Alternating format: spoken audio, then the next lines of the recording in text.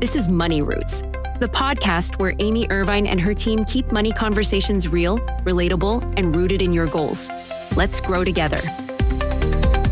Hello, podcast listeners. Welcome back to Money Roots. We are continuing with our series on designing your life in retirement. I'm Amy Irvine, the host of Money Roots, and we've been doing this series for a couple sessions now. And this one, I'm really looking forward to sharing information with you on, because this one is at the core of who we are as people, in my opinion. It's about meaning. When you think about the three boxes that we're often put in life, yes, we are often put in three boxes. There's Richard Bowles describes them as three periods of life: getting an education, going to work, and then living in retirement. His work observed that these periods have become more and more isolated from each other.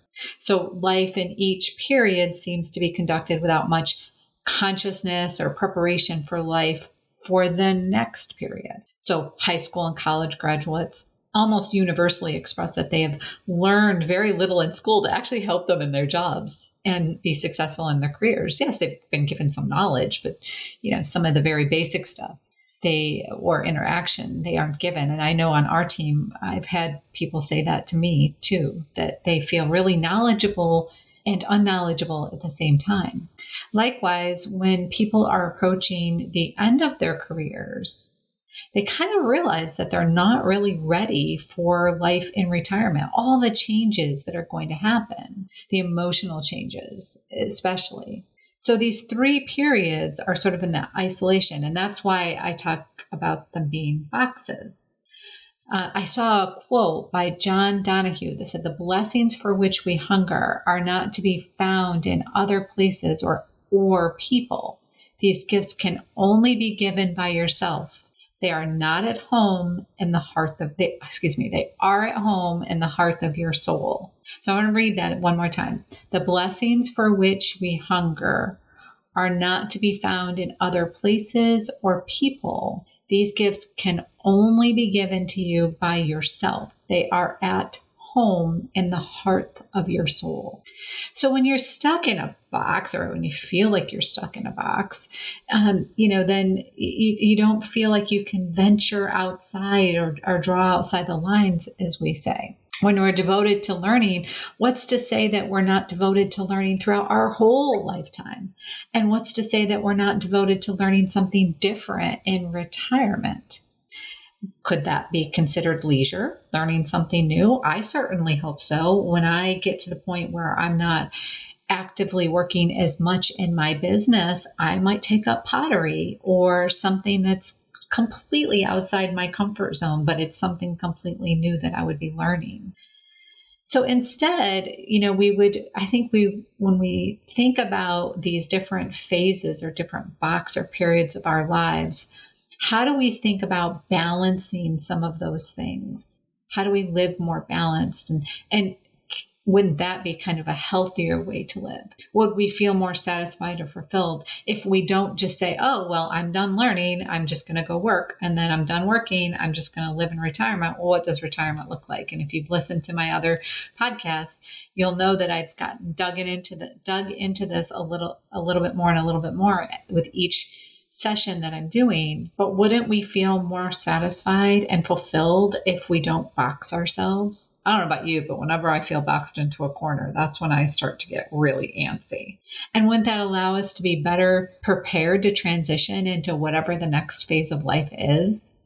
So as we contemplate these questions, we sort of have to live in the reality of the system, but that does not advance this perspective on planning and living our lives. So how do we get unboxed? That's the question. So we have to learn to balance learning, work, and leisure in every stage of our lives. Now, I will sit here and tell you that there are certainly periods of my life where it's all about work. And there are certainly periods of time that I'm trying to make more about leisure. And there are other periods of time that I'm trying to carve out learning. So for me personally, I have to really work at these three different sort of categories and blend them into my life and use them as experience in my life. And instead of just, using our current stage of life to sort of box us, it's trying to like prepare for that next stage of life, thinking about it in that way. So there are some, I guess, people out there that have written and done a lot of studies on that for sure. In fact, there was Dr. Phyllis Mones, I think is the name, was director of the Cornell Retirement and Well-Being Study. Her research has led her to conclude that retirement planning should be a lifelong regime rather than a later life concession. In addition, she encourages individuals to pursue an unconventional life course and to be prepared in developing their own opportunities. These opportunities are our individual choices in learning, work, and leisure activities that make life in retirement satisfying and fulfilling. All right, so you know all that. But now let's sort of turn the tide on ourselves. We know it, but we don't do it. So in retirement, most of us will have more freedom than ever before regarding how we choose to spend our time. For some people, that is an exciting prospect, and for others, it's a very frightening one. But for most of us, it is both exciting and frightening, depending on the moment. What are you going to do with that free time? For some people, that's just too much. They're not used to it. Many people think the secret to the happiest retirement is keeping busy. Well, maybe, but if you've been busy all your life, maybe you want to slow it down. I will say over the years that I've worked with many retirees, they have said to me, especially in what I call the go-go years, I don't know how I had time to work. But the thing is, they're doing the things that they want. In fact, I think that's something that's really exciting. I will say also that when I'm trying to schedule meetings with them sometime, they're more challenging than my clients that are still working because they're out doing the things that they want, prioritizing those kinds of things in life.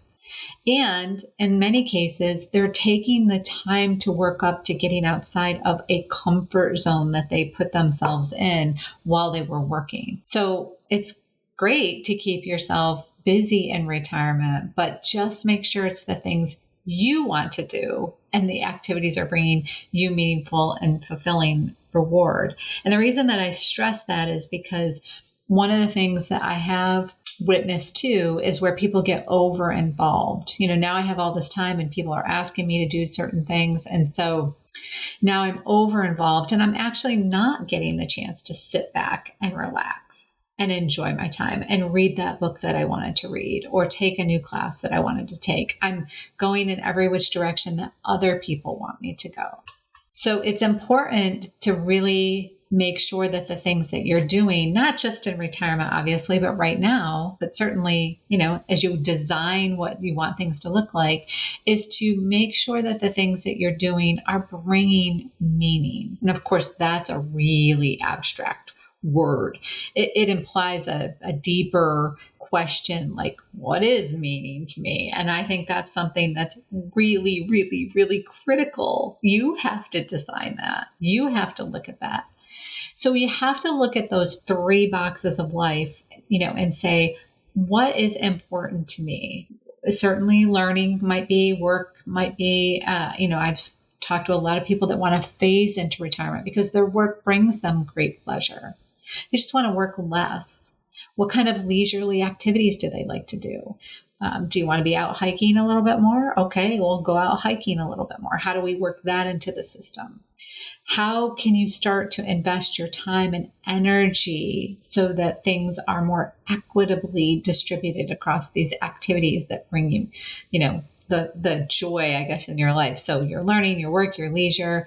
What kind of time do you think you want to be spending in those directions? And that's the key to the question. Like, just because you think you want to be spending this amount of time in one direction or another, as you start to actually do it, you might change your mind.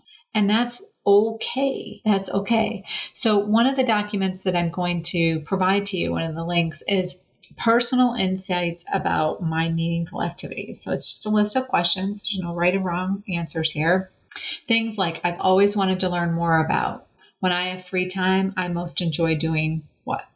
What I like most about my current job is. What I like least about my current job is.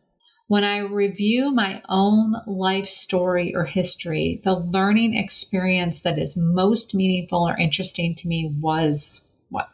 When I review my own life story or history, the work, paid or volunteer experience that was most meaningful to me or fulfilling to me was what? And when I review my own life story or history, the leisure experience that is most meaningful or enjoyable to me is what? Your responses will help prepare you for thinking about your personalized and experience that you want to kind of draw either now, why wait, right? But definitely in leisure time, when you have more leisure time. That's one of the problems that I often see. I know I shouldn't say problems, but one of the challenges that I often see with a lot of my clients is like, what am I going to do with my time? So let's define what you're going to do with your time. Now, remember, you don't have to stop working necessarily. If you enjoy your work, then continue to enjoy your work. That may bring you great intellectual engagement and productivity in your life. Learning, work, and leisure are all three components of facets of life. That mean if you read or if you listen to one of the previous podcasts, I talk about the 9 facets of life.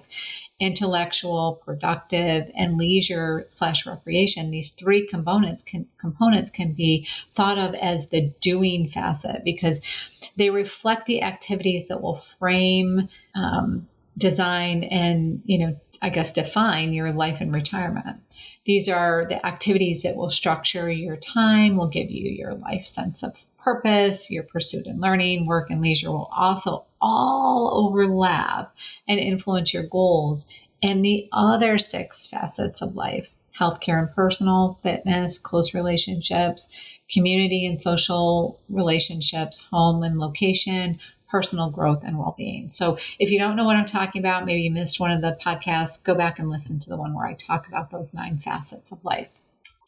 And remember that lifelong learning is not only possible, it kind of is essential to your quality of life. So, it's important to continue, I guess, if you want to say, you're keeping your mind working, that whole use it or lose it thought. And I know for some people, when they're out of the workforce for a certain period of time in an area that they specialize in, it takes them a bit more to kind of get back into the swing of things, to get the knowledge back up to speed. And it's true about, your brain is a muscle just like your other muscles are in your body. And so regular physical exercise, strong social support system, and belief in one's ability to handle things are absolutely part of what we need to bring into consideration when we're thinking about learning. Another key part of it is an article that was done, it's a bit old now, but it's 1998 by our AARP, Baby Boomers Look Towards Retirement, indicate that more than 80% of the generation believe that they will continue to work in retirement. Now, that's the baby boomer generation because that's 1998. But I have not seen any change in that in the clients that we work with. Even the X-Gen folks that are starting to get close to that, what defines work might be different than what they're currently doing, but there's something that they enjoy in some sort of work. And leisure should be thought of our playtime. That's what we do just for the fun of it. Playfulness brings a lightheartedness to things in life. And it's just, this is what I like to do for leisure. Now, leisure can be very, very different for every single person. So what somebody thinks is leisure, other people might think it's not leisure. For example, I think of leisure as going out for a long hike. A long hike, 4, 5, 6, 7, 8, 9, 10 miles. That's what I think of as leisure. I really enjoy that. Somebody else might look at that and say, I'd rather just sit on a beach and read a book. Perfectly fine. What my leisure is not going to be what your leisure is. But the questions that you can ask is, am I having fun? And after I have spent time in this activity, do I feel like I had been on a mini vacation? That I think says a lot. And when I have free time and no one else is influencing me, is this the activity I would choose? So those three questions can tell you whether or not this leisure, is certainly something that I guess you want to say brings you a great amount of joy. So just think back when traditionally there were 3 periods of life: getting an education, going to work, living in retirement. The first period is devoted to learning, the second period is devoted to working, and the third period is devoted to leisure. They can be blended. These periods have become more and more isolated, but let's talk about unisolating them, unboxing them, bringing them together during our working lives and fulfillment in retirement. And also remember that keeping busy, I've done this myself. I'm so busy. Keeping busy is a fine idea for retirement, provided you are doing what you want to be doing, right? So, and that's true in life. I mean, yes, we are busy because we're trying to manage multiple components in our lives. Maybe it's children and parents and work, and we want to fill in some spare time with our own leisure things, but make sure that at least a portion of this is very fulfilling. And make sure that you've taken that time to actually identify what is meaningful to you, to explore ways to invest your time and energy equitably among these activities.